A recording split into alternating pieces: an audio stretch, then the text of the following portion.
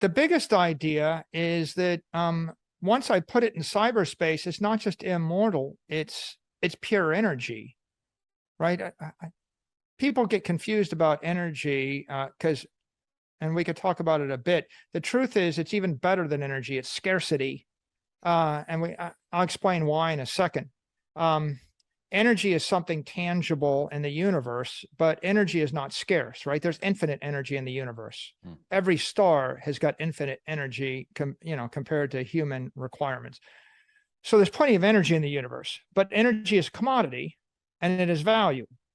And so if I give you 1 million barrels of oil and you can pump 1 million barrels of oil a day out of the ground, you're rich and you've got value. It's not a scarcity though. It's a commodity because there's no cap on it.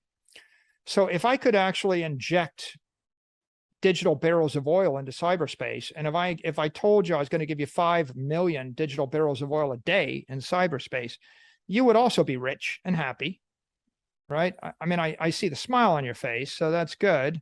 But it's still not scarcity because you can't stop anybody else from creating energy. Right. The problem with your 5 million barrel of oil a day monopoly is if I create nuclear power plants and I don't need oil, or if I create fusion reactors and I give you a fusion reactor the size of a thermos that'll generate enough power to light up a city for a year off of, 8 ounces of water, the oil as a commodity gets demonetized. You see, the utility function of oil is going to crash when the machines of the civilization don't require oil. When the machines of the civilization require natural gas has utility. So energy has value in the real world. If I put energy into cyberspace, it also has value. But there's something better than digital energy. It's digital scarcity. And the idea of digital scarcity is it's not just that I'm bringing something of value into cyberspace. I'm creating something of value, which is ultimately scarce everywhere and forever in cyberspace. I'm creating 21 million blocks of value and no more. So what Satoshi did was he created the ability for you to move a block of value in the form of a digital commodity, which is also a digital scarcity, from point A to point B, from a computer to a computer. Once he did that, then in theory, you can move that on a layer 2 or a layer 3. So now I can move a block of Bitcoin via Bitcoin transaction on layer 1, or I can move it on a Lightning transaction, layer 2, or I can move it on a cash tag transaction, layer 3. Okay, so that is a pretty powerful idea. The idea that the thing that I'm moving is a commodity is a leap forward for the entire digital revolution, because there is no other piece of information that has that is actually money, that is a bearer instrument that you can move from one computer to another computer. Everything else you can move in the digital realm is credit, right? If I send you $100 on a credit card network, it's credit and it's subject to counterparty risk and multiple layers of counterparty risk. So this is the only thing that's not credit that moves. Now, if you look at the history of money, we build money on commodities, glass beads, bales of tobacco, large stone coins, silver coins, copper coins, gold coins. They're all commodities. What's the best money? The scarcest commodity. It was gold, but now the scarcest commodity is Bitcoin. But Bitcoin's not just double, triple, quadruple the stock to flow of gold, right? Bitcoin is in its terminal velocity, or at an equilibrium, it is infinite stock to flow.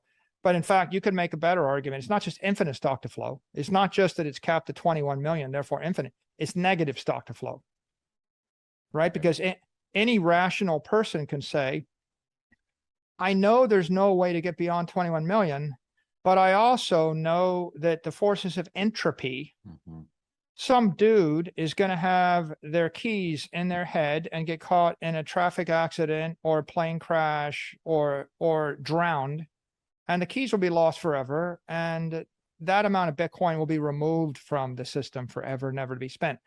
And so force majeure, acts of God, right, and acts of man are going to cause the Bitcoin supply to actually decrease from 21 million. We already, Satoshi set an example, but we also know of other large blocks of Bitcoin that have been lost.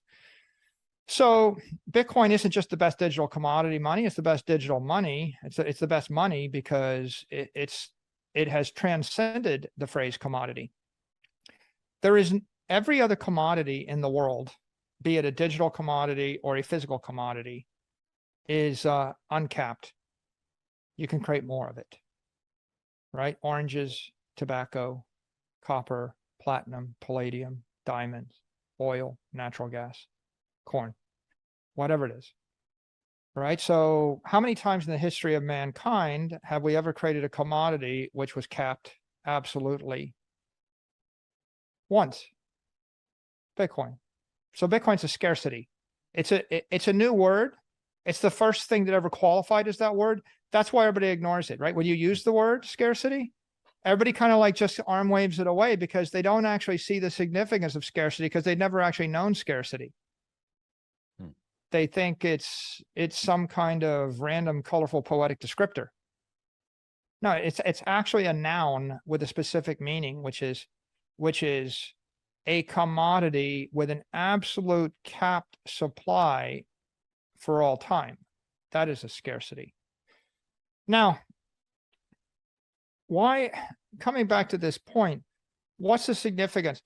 The significance is if I have a scarcity, if I have something of tangible value,